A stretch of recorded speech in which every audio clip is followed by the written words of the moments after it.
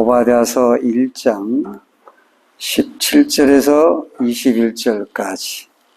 영적으로 건강한 사람은 말씀을 사모하게 돼 있어요. 할렐루야. 잘 먹게 돼 있어요. 말씀은 따박따박 받아 먹게 돼 있어요. 그리고 그 말씀이 에너지가 되어서 새 영이 되어서 말씀을 대로 살고 하나님 앞에 늘 은혜에 감사할 줄 아는 성도가 되는 것입니다. 오늘 또 말씀을 잘 받아서 드시기를 주의 이름으로 축복합니다. 그 오바댜서는 구약 성경에서 가장 짧아요.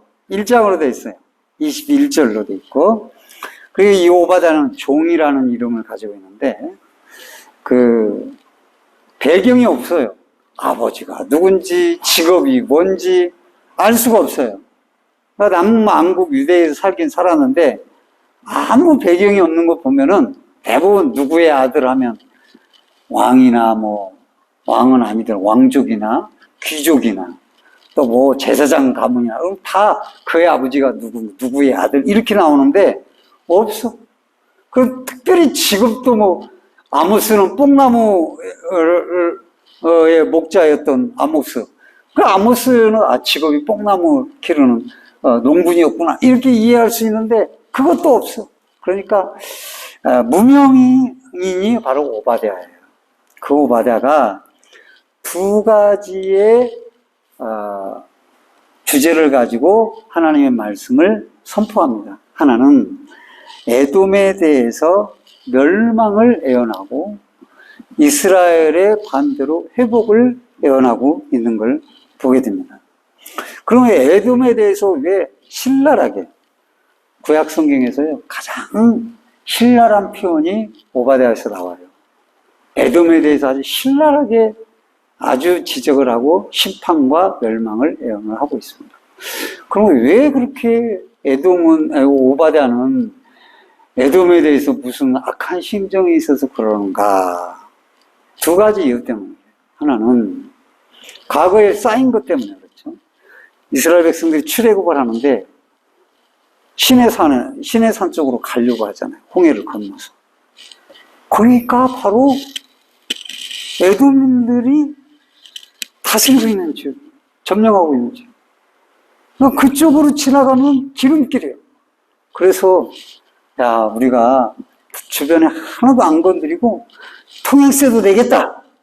필요하면 물건을 사겠다. 그러니까 요 길로 좀 가게 해다오. 그랬을 때 에돔인들이 너 한 발자국도 못 더뎌. 그래서 이스라엘 백성들이 그 광야길을 돌아간 거예요. 힘든 그 척박한 길을. 쉽지 않죠. 차 있으면 휙 가지만은 그 쉬운 게 아니에요. 짐 끌고 짐승들 끌고 거기 간다는 게 쉽지가 않고 돌아간다는 게. 그렇게 돌아갔어요. 그때 하나님이 에돔을 향하여 마치 아말렉처럼 아말렉을 보듯이 그렇게 생각을 하신 거예요. 저것들이 길을 안 내주는구나. 내 백성을 향하여. 그렇게 아말렉도 광야에서 뒤에 처지는 이스라엘의 약자들을 괴롭히고 죽이고 했잖아요. 약탈했잖아요. 똑같은. 그런데 그런 에돔 민족들이 또 말이죠. 이번에는 이스라엘 백성들이 망해가는 거예요, 지금. 에돔이, 오바댜가 예언을 할 때는 언제냐? 586년도. 586년도 언제냐? 바벨론에 의해서 1차, 2차, 3차로 포위돼가지고 3년간 포위가 됐어. 먹을 것이 없어. 성 안에서 네 자식을 잡아먹었고, 오늘은 네 자식 잡아먹고, 내일은 내 자식 잡아먹고, 이런 분위기란 말이에요. 얼마나 심란합니까? 그런 상황에 있을 때 에돔 족속들이 기회를 틈타고 잘 짓는다.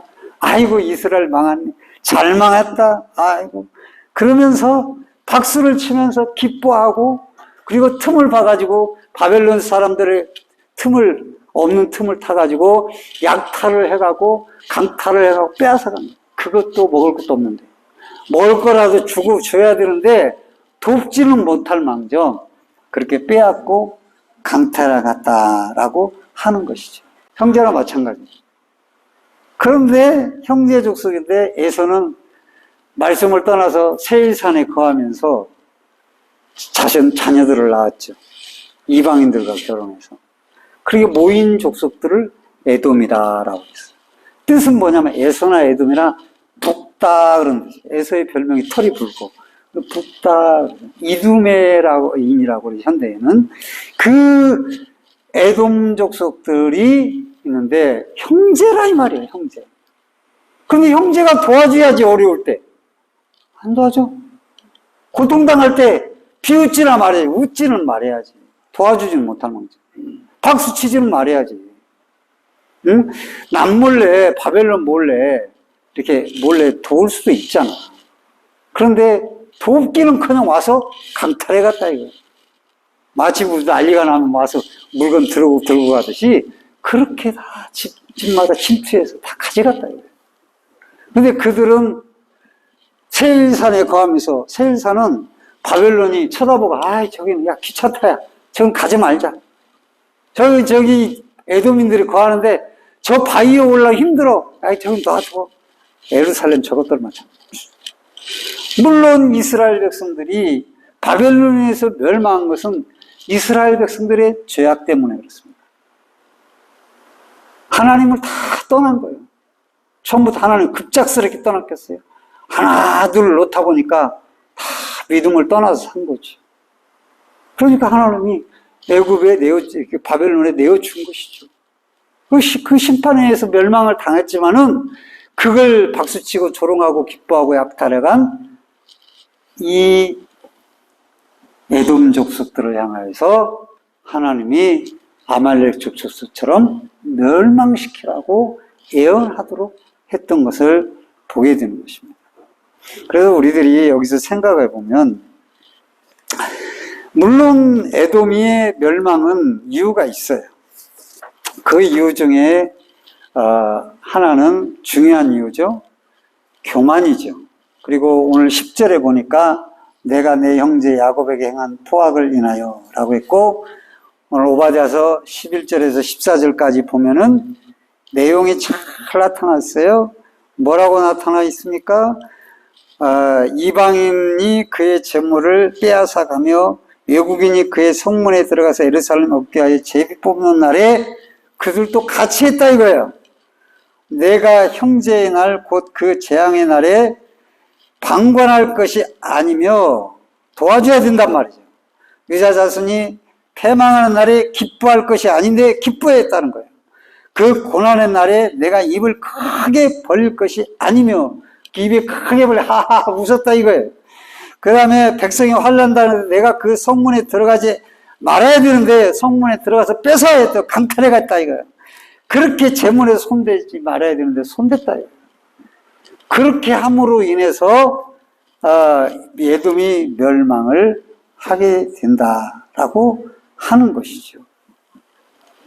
그렇게 에돔에 대해서 멸망을 하는데 반대로 이스라엘은 바벨론에서 포로로 끌려가고 먹을 것도 없고 비참한 상황에 있는데 그런 상황을 보면서 뭐라고 하냐면 희망을 말씀하시는 거예요. 너희는 다시 돌아오겠다. 남은 자들은 돌아오겠다. 야곱의 족속은 불이 되고 심판자들이 될 것이다. 그러면서 희망을 말해주는 거예요. 그런데 생각해 보세요. 이 말씀이 이스라엘 백성들에게 귀에 들어오겠어요? 안 들어오죠. 아니 지금 우리가 다 망해가고 포로로 끌려가고 바벨론으로 포로 1차, 2차, 3차 딱 끌려가고 있는 중에 무슨 뭐 희망이 보이고 뭐가 어떻게 돌아와. 희망을 품을 수 있는 상황이 아니에요. 그런데 희망을 시작하는 거예요. 말씀하는 거예요. 그래서 이 희망의 말씀은 오바댜만 아니에요. 에레미야, 미가 뭐 이런 사람들도 이 말씀을 전했어요. 에레미야 29장 보면은 여호와께서 이같이 말씀하시니라. 바벨론에서 70년이 차면 내가 너희를 돌보고 나의 선한 날을 너희에게 성취하여 너희를 이곳에 돌아오게 하리라. 여호와의 말씀이니라. 너희를 향한 나의 생각을 내가 아나니 하나님이 당신이 자기 생각을 한 평안이요 재앙이 아니니라. 너에게 미래와 희망을 주는 것이라. 너희가 내게 부르짖으며 내게 와서 기도하면 내가 너희의 기도를 들을 것이요 너희가 온 마음으로 나를 구하면 나를 찾을 것이요 나를 만나리라. 이것은 여호와의 말씀이니라. 나는 너희를 만날 것이며 너희들을 포로된 중에서 다시 돌아오게 하되 내가 쫓아 보내었던 나라들과 모든 곳에서 모아 사로잡혀 떠났던 그곳에서 돌아오게 하리라. 그것은 여호와의 말씀이니라. 그렇게 회복의 말씀을 에돔은 멸망, 지금 편안하게 있죠. 에돔은 웃고 있죠. 약탈에 가서 배부르다고 있죠. 근데 이 자기 백성들은, 이스라엘 백성들은 망해가고 있죠. 비참한 상황에 있죠. 그런데도 희망을 말씀하고 있어요. 전혀 희망하고 상관이 없는데 이렇게 두 가지의 내용을 보게 되는 것입니다. 그렇게 하는데 우리들이 여기서 볼 때 왜 에돔의 멸망이 당하는가? 그것은 그 이스라엘 백성들의 범죄로 인해서 에돔이 손해를 보는 것도 있는 거예요. 자, 하나님의 백성들이 잘못하잖아요. 그러면 하나님의 백성만 손해보는 게 아니라 주변도 손해를 봐. 반드시 보게 돼 있어. 내가 범죄하면 나만 손해를 보는 게 아니야. 주변이 반드시 손해를 보게 돼 있어. 그러니까 주변도 범죄하게 만드는 거예요. 이스라엘 백성들이 말씀대로 잘 살고 있었으면 자기 형제 애굽 나라가 약탈을 하겠어? 비웃고 조롱하고 그러겠냐 이거요. 그렇지 않다 이거요. 그냥 보고 잘 지내네. 아, 우리도 잘 살아야지 하고 하나님을 안 믿지만은 윤리와 도덕으로 잘 살아서 심판은 면한다 이거예요. 당장 하나님이 이렇게 심판하지는 않으신다 이거예요. 나를 없애버려 이러지 않으신다. 그런데 하나님의 백성들이 범죄하니까 그걸 빌미로 이쪽도 범죄하게 만드는 거예요. 그러니까 따라서 합시다.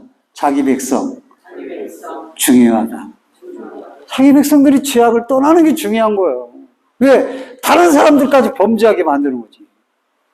내가 잘못하면 다른 사람이 야, 너 잘못했어 막 화나고 막 엎어치고 이게 분노가 끌고 막 그렇게 되면 어떻게 서로 범죄하게 만드는 거예요. 그렇게 되는 거예요. 그게. 그러니까 이게 내가 참 중요한 거예요. 내 자신이 중요한 거예요. 다른 사람이 어떤 말할 필요가 없어요. 내가 중요한 거예요. 응? 내가 믿음으로 사는 게 중요한 거지. 그 다음에 이렇게 성도가 범죄하면 주변을 힘들게 하고 주변도 범죄에 빠지게 하고 그렇게 되는 거예요. 그 마치 인간이 범죄하니까 자연이 어떻게 해요? 탄식을 하잖아요. 자연도 고통을 받잖아요. 그래서 엉겅퀴를 내고 자연 스스로도 열매를 풍성하게 맺고 싶은데 맺을 수가 없는 거예요. 땅이 척박해가지고. 요즘은 비료를 많이 줘가지고 땅이 산성 농도를 봐가지고 알칼리성이냐 산성이냐 체크까지 하면서 뭐 해가지고 하지만은 그래도 힘든 거예요. 옛날에 그냥 심기만 하면 죄악이 에덴 동산은 심기만 하면 뭐 농약이 어딨어. 그러니까 땅도 고통이야. 자연 만물도 범죄한 하나님의 백성 때문에 고통을 하는 거예요.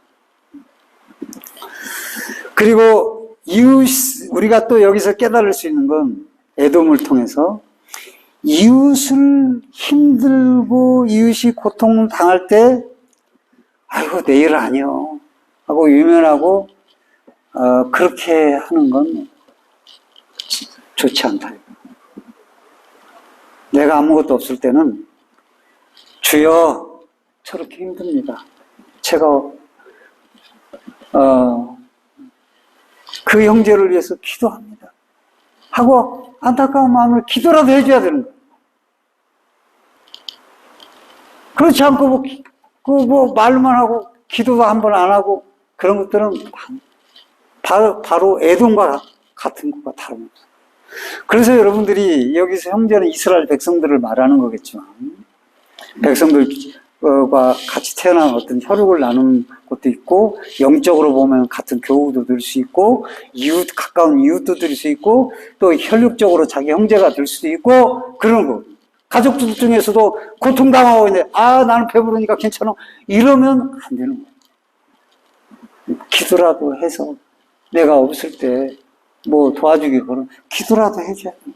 이스라엘이 어려움 당할 때 아니 형제 나라이니까 바벨론 눈치를 보일 수 있잖아. 그러면 몰래라도 가서 독립운동처럼 몰래 하듯이 이게 도와줘야 될 거 아니야. 근데 오히려 약탈해 갔어. 이건 말이 안 되는 거예요. 잘못한 거예요. 하나님이 이걸 다 헤아리고 멸망을 선언하신 것입니다. 그런데 그렇게 하는 이유들을 보니까 뭐냐면 에돔이 교만의 극치를 떨었기 때문입니다. 이스라엘 백성들이 범죄에서도 에돔이 사실은 빌미를 제공했기는 했지만은 이스라엘 백성들의 문제만이 아니라 에돔 자체의 문제가 많았다는 거예요. 왜냐하면 오늘 말씀 보면 에돔이 교만이 가득 차서 그 교만으로 멸망한다고 말씀을 주고 있는 것입니다. 그래서 오바댜서는 회개하라는 말도 없어요. 넌 망한다 라고 말하는 거예요. 그래서 우리들이 에돔은 안 믿는 사람들이에요. 안 믿는 사람들이지만 그 안 믿는 사람에게도 하나님이 어느 정도의 윤리와 도덕을 요구한다는 것을 보고 있어요. 하나님이 모든 인간에게 자연적 양심을 주셨어요. 말씀을 떠나서 살더라도 그 양심에 거치는 행동은 하지 말아야 돼요. 특히 믿는 사람들은 말씀에 있는 구원받은 하나님의 하나로 더 선한 양심이 있어요. 그런데 믿는 자들 중에서도 그 선한 양심이 화인을 불로 지져가지고 감각이 없는 사람들이 있어요. 뭘 해도 말이죠. 감각이 없어요. 부끄러운 줄도 모르고 양심이 가책이 없고 오히려 더 말씀을 받아도 그 말씀이 양심을 끼울 수가 없어요. 그래가지고 아주 이 얼굴에 철판을 깔고 사람들을 짓밟는 그런 사람들이 있어요. 그래서 우리들이 생각을 해야 돼요. 교만이 믿는 자의 교만도 패망의 길이고 안 믿는 자도 선과 악을 떠나서 양심을 떠나서 교만한 것들 반드시 심판을 받는다. 그게 우주적인 하나님의 창조의 질서인 거예요. 그래서 여러분들이 언제나 기본적인 믿는 사람이라 할지라도 기본적인 도덕과 양심 잘 지켜야 돼요. 이 교만이, 은혜 받은 성도들은 절대 은혜 받아서 길길이 날뛰어서 은혜 받는 게 아니라 교만을 하냐 안 하느냐 거기에 있는 것이죠. 은혜인 줄 아는 거, 깨닫는 거, 거기서부터 시작하는 거. 대부분 사람은 은혜는 물처럼 다 흘려버리고 안 좋은 것은 돌에 새기는 거. 은혜를 돌에 새겨야 되는데 은혜는 다 흘려보내고 그냥 안 좋은 건 돌에 새겨가지고 앙심을 품고 말이지 뭐 이런다고. 망령되게 행함으로 결국은 주님 오시기 전에 300년 전에 알렉산더 대제의 신하 그 4개로 나눠지잖아요. 알렉산더 대왕이 통일하고 나서 그 4개로 나눠지는 그 중에 한 신하가 이 에돔을 갖다가 야 저 바위 위에서 저 웃고 있는 저것들 야 심판해 가지고 완전히 다 흩어버립니다. 그래서 흩어져 살아요. 나라가 없어요. 이스라엘은 왕이 없을 때 이 에돔은 왕을 이미 그 전부터 세워서 체계를 잡고 있었거든요. 에돔이에요. 무시할 수가 없었어요. 그런데 다 무너지고 족속들은 희미하게 이어져가요. 나라는 무너졌지만 물론 그 족속을 없애지는 않았죠. 지금도 이두메이는 있어요. 그 나라가 흩어져서 그 에돔이라는 나라는 사라졌잖아요. 근데 이스라엘 백성들은 나라가 망하여서 조롱을 당했지만 오바댜서 1장 17절 21절의 말씀처럼 회복된다 이거예요. 회복된다. 근데 그냥 아무나 회복되는 게 아니에요. 1차, 2차, 3차로 돌아오면서 어떻게 포로도 1차, 2차, 3차로 끌려갔는데 돌아오는 것도 1차, 2차, 3차로 돌아와. 돌아오는데 그들이 어떻게 있습니까? 그 포로로 끌려간 고난 속에서 우리는 여기서 살다가 죽을게요. 그렇지 않은 거예요. 예루살렘을 향하여서 수금을 그 발강가에 걸어놓고 회개하고 그랬던 거예요. 믿음의 운동을 늘 노역을 끝난 후에 모여서 편하게 두고 자는 게 아니라 노역을 살고 나서 모여서 밤에는 모여가지고 거기서 예루살렘을 향하여 그리워했던 거예요. 그러니까 어때요? 우리가 잘못 살았지. 우리가 그렇게 그때 회개했어야 되는데 그렇게 선지자들이 외쳐도 듣지 않았지. 하나님의 백성이 하나님을 떠나서 우상을 숨기고 살고 세상 사람들처럼 돈이 치고다고 하고 살았으니 우리가 되겠어? 믿음 버리고 세상의 쾌락이 즐거워서 떠나갔으니 우리가 포로로 끌려온 게 당연하지. 지금부터 우리가 정신을 차리자.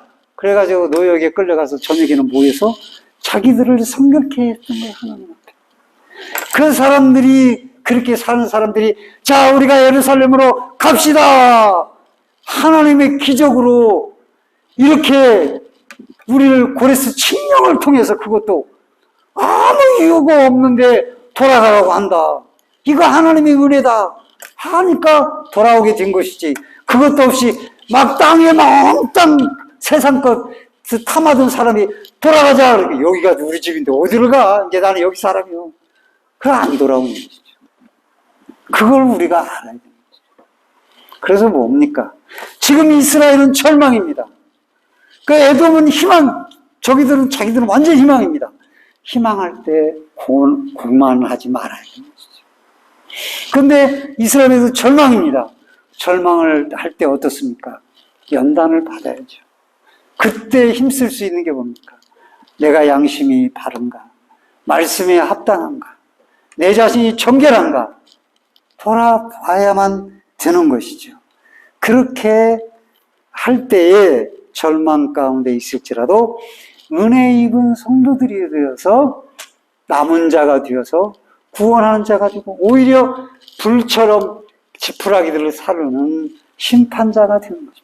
이 에돔과 이스라엘 백성들을 통해서 장차 주님 오실 때 주의 백성들이 심판장과 함께 불신자들을 심판하는 장면을 묘사해 주고 있는 것이죠. 그래서 우리들이 살면서 은혜 받은 사람들이기 때문에 항상 은혜의 감각을 놓치지 말고 항상 겸손함으로 그렇게 내가 하나님의 말씀을 듣는 이 순간이 너무 감사합니다. 내가 하나님의 자녀로 믿음으로 살 수 있는 힘을 가지고 있는 것, 이게 얼마나 감사한 일인가. 이걸 잊지 않고 믿음을 잘 지켜 살아가고 그 어려움이 올 때 오면은 그때 내가 하나님 앞에 믿음의 선한 양심을 따라 살았는가 돌아보면서 자기를 정결케 하고 경건하게 거룩하게 만들어가는 일을 힘쓰라라고 하는 것이 오바댜의 말씀인 것입니다.